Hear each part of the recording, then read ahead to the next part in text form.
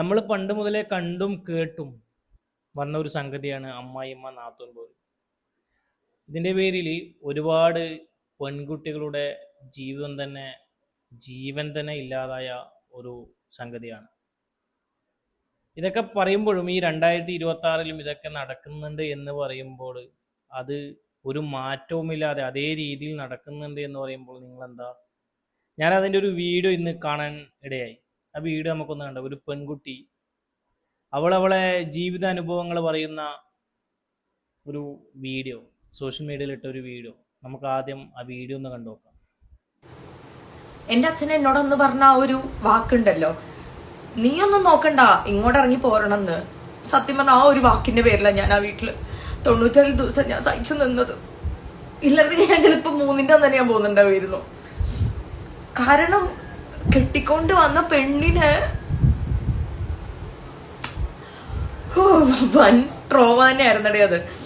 ഇപ്പോഴും ഞാൻ അതിൻ്റെ അകത്തൊന്നും ഓണായിട്ടില്ല. കാരണം ഇപ്പോഴും പേടിയാ അതൊക്കെ ആലോചിക്കും. എനിക്ക് തൊണ്ടയിലൊക്കെ ഇങ്ങനെ ആരും ഇങ്ങനെ ഇന്നും സഹിച്ചു നിൽക്കുന്ന എത്ര പെൺകുട്ടികൾ ഉണ്ടാവും.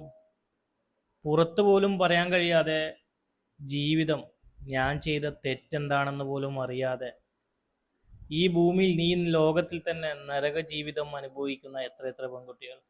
ഇതിൽ നിന്നൊരു രക്ഷ ഉണ്ടാകുമോ, മോചനം ഉണ്ടാകുമോ എന്ന് പോലും അറിയാതെ ജീവിക്കുന്ന എത്ര പെൺകുട്ടികൾ.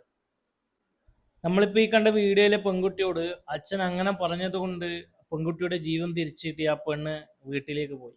പക്ഷേ അച്ഛനും അമ്മയും സഹോദരങ്ങളും കൈവെടിഞ്ഞ എത്ര ജീവിതങ്ങൾ ഉണ്ടാകും ഇതുപോലെ ഇപ്പോൾ നരകിച്ച് ജീവിക്കുന്നത്. ഒന്ന് ചിന്തിച്ച് നോക്കിയാൽ ചിലപ്പോൾ നമ്മുടെ മനസ്സൊന്ന് പിടയുന്നത്. ചില നേരങ്ങളിലൊക്കെ നമ്മൾ ഈ അവസ്ഥ പലരുടെയും ജീവിതങ്ങൾ നമ്മൾ നേരിട്ട് കണ്ടവരുണ്ടാകും. ഞാൻ കണ്ടിട്ടുണ്ട് 1-2 പേരുടെ. സങ്കടകരമായ ഒരു അവസ്ഥയാണ്. പ്രതികരിക്കാൻ പോലും നമുക്ക് കഴിയാതെ നിൽക്കുന്ന ഒരു പ്രത്യേക മാനസികാവസ്ഥ. എത്ര ജീവിതങ്ങൾ ഉണ്ടാകും അങ്ങനെ.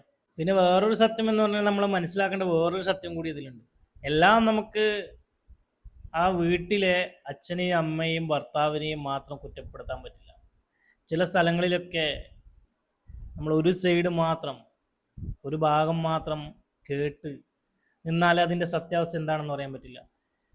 വീട്ടിലേക്ക് കയറിച്ചെന്ന പെൺകുട്ടിയുടെ സ്വഭാവം കൊണ്ടും ഇതുപോലുള്ള പ്രശ്നങ്ങൾ ഉണ്ടാവുന്ന പല സ്ഥലങ്ങളുമുണ്ട് അല്ലേ?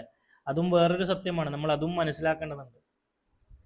അതിൻ്റെ പേരിൽ പെൺകുട്ടിയുടെ സ്വഭാവത്തിൻ്റെ പ്രശ്നങ്ങൾ കൊണ്ടും വീട്ടുകാരോട് പെരുമാറുന്ന രീതി കൊണ്ടും ഇതുപോലുള്ള പല പ്രശ്നങ്ങളും നടക്കുന്ന സ്ഥലങ്ങളുമുണ്ട്. നമ്മൾ അതും മറന്നു പോകരുത്. ഇനി നമുക്ക് മാതാപിതാക്കളുടെ ഒരു കാര്യം പറയാൻ പറ്റും. എന്താണെന്ന് വെച്ചാൽ, ഇതുപോലെ പെൺമക്കളെ കല്യാണം കഴിച്ചയക്കുന്ന വീട്ടിലെ അന്തരീക്ഷം എന്താണെന്ന് നോക്കി നമ്മൾ ഓരോ പെൺകുട്ടിയെയും കല്യാണം കഴിച്ച് വിടേണ്ടതാണ്.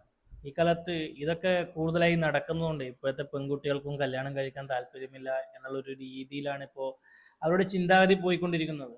എന്തിന് വെറുതെ അടിമത്തം അനുഭവിക്കുന്നു എന്നുള്ള ഒരുപാട് ചിന്താഗതികൾ പെൺകുട്ടികളുടെ മനസ്സിലേക്കും വന്നു കയറിയിരിക്കുന്നു.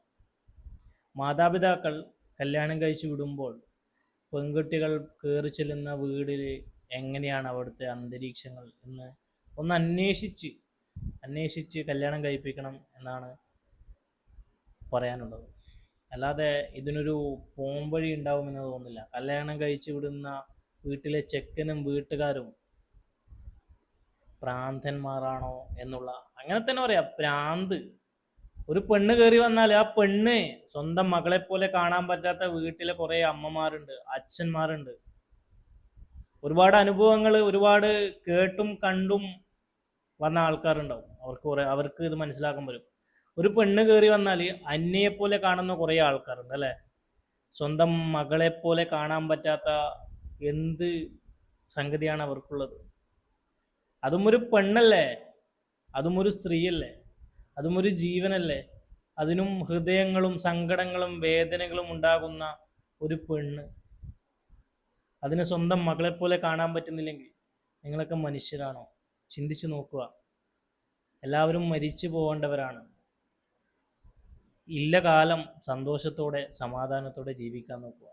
എന്തിനാണ് ഇങ്ങനെ നാത്തൂൻ പോര്, അമ്മായിയമ്മ പോര്? ആർക്ക് വേണ്ടി? എന്തിനു വേണ്ടി? സംഭവം നമ്മൾ ശരിക്കൊന്ന് ചിന്തിച്ചു നോക്കിയാൽ നമ്മൾ മരിച്ചു പോകേണ്ടതാണ്. ഇന്ന് പറയുന്ന നിമിഷം ആരൊക്കെ മരിച്ചു പോകും, ആരൊക്കെ ഇല്ലാതാവും എന്ന് നമുക്ക് പറയാൻ പറ്റില്ല. എന്നിട്ടും നമ്മൾ വൈരാഗ്യവും ദുഷിച്ച മനസ്സും കൊണ്ട് നടക്കുന്ന കുറേ മനുഷ്യന്മാർ. ഇനിയെങ്കിലും ഒരു മാറ്റം വരണം.